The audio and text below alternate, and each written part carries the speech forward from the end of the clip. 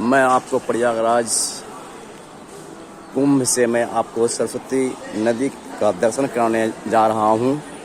गंगा यमुना के संगम तट पर सरस्वती नदी विलुप्त हो गए हैं।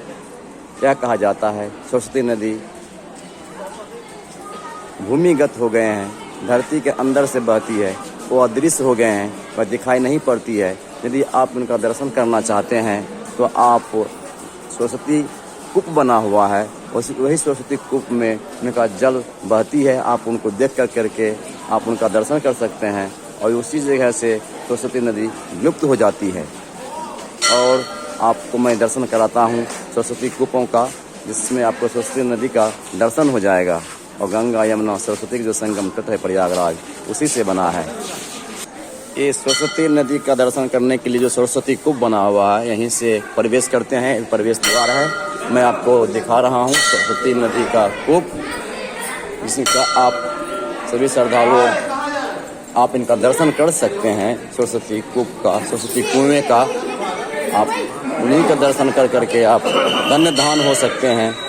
यहीं से सरस्वती नदी दिखाई पड़ती है कुएं में, कूप में, सरस्वती कूप में, और यहीं से विलुप्त हो जाती है। आप देख सकते हैं श्रद्धालु लोग सब इनका दर्शन कर रहे हैं। यही है सरस्वती कुआं, जिसे हम सरस्वती कूप के नाम से जानते हैं। नीचे तक ये जल है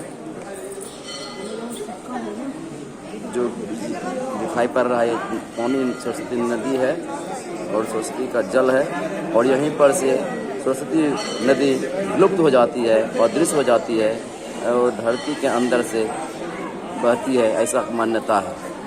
देख सकते हैं सरस्वती नदी के जल को, जो सरस्वती कूप जो बना हुआ है, सरस्वती का कुआं बना हुआ है, उसी में जो जल है, इस जल को ही आप दर्शन कर सकते हैं। कुएं, सरस्वती कुएं के जल का जल को ही दर्शन कर सकते हैं। यही सरस्वती नदी है और इनका आप दर्शन कर सकते हैं।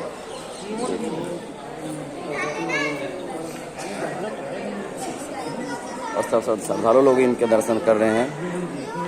और आगे में सरस्वती नदी का, माता का ये मूर्ति बना हुआ है, स्टेचू बना हुआ है, आप देख सकते हैं।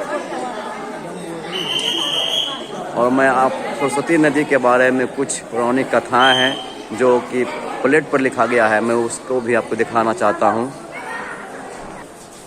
सरस्वती नदी के बारे में, सरस्वती कूप के बारे में जो बताया गया है, पौराणिक कथाओं हैं, वो कथाओं में प्लेट में लिखा गया है, मैं उनको आपको दिखा रहा हूँ।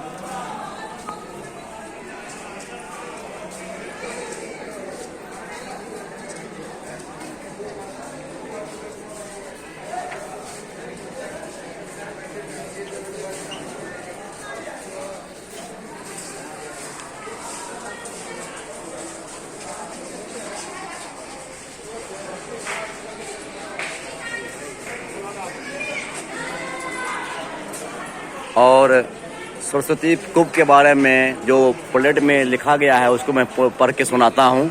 हिंदू पौराणिक कथाओं के अनुसार सरस्वती नदी को एक दिन भगवान गणेश ने गायब होने का श्राप दिया था। कहानी यह है कि जब ऋषि वेद व्यास सरस्वती नदी के किनारे गणेश को महाभारत लिखने के लिए पढ़कर सुना रहे थे, तो उन्होंने नदी को धीरे धीरे बहने के लिए कहा ताकि वह पढ़ना समाप्त कर सके। हालांकि सरस्वती नदी नहीं मानी और तेजी से बहती रही, जिससे गणेश क्रोधित हो गए और नदी को भूमिगत होने का श्राप दे दिया। यह माना जाता है कि सरस्वती कूप वही स्थान है जहां मां सरस्वती अंततः अदृश्य हो गई थी। यह नदी उत्तराखंड के माना गांव से उत्पन्न होती है और सरस्वती कूप में देखी जा सकती है। सरस्वती नदी का ऐतिहासिक और धार्मिक महत्व है, क्योंकि यह त्रिवेणी संगम के संगम स्थल पर गंगा और यमुना जी से मिलकर अदृश्य हो जाती है। हर हर गंगे, जय श्री राम।